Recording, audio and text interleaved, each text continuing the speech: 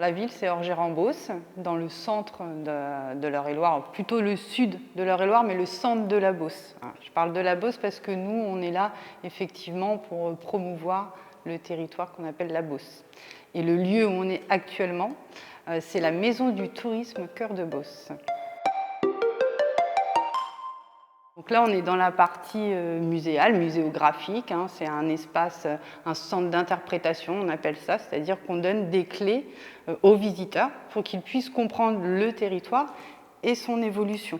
Donc on va parler de l'architecture, de l'histoire, de la géographie, des matériaux, voilà, vraiment de beaucoup de choses, c'est très très large, de l'environnement, de la faune, de la flore. Et puis on a une partie activité office de tourisme, où là on est vraiment des conseillers en séjour, on propose des activités qui existent sur ce territoire qui est méconnu, parfois un peu aussi mal vu, voilà, comme des grands espaces où il n'y a rien à faire et finalement on s'aperçoit qu'il y a beaucoup de choses à faire.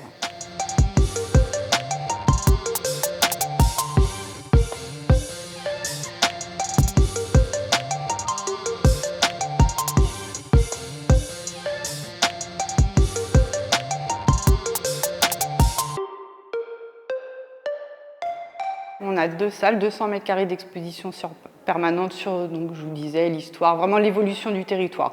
Comprendre les différentes composantes et comment on est arrivé aujourd'hui à cette grande plaine céréalière, mais pas uniquement. On découvre qu'il y a beaucoup de ressources et qu'on fait beaucoup de choses sur ce territoire. Et puis à côté, on a 2 salles qui sont dédiées à des expositions temporaires, soit de longue durée ou de courte durée. Donc sur les longues durées, ce sont des expositions plutôt scientifiques, comme actuellement on a l'exposition des odeurs au parfum, par exemple, qu'on propose en partenariat avec Centre Sciences.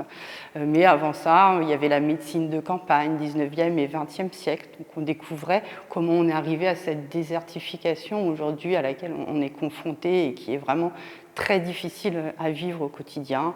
On avait les OGM, les phytosanitaires, voilà, on est sur un terrain agricole, mais on n'oublie pas d'aborder aussi des sujets de société, des questions qui nous touchent, comme la gestion de l'eau, comme les pesticides. Voilà.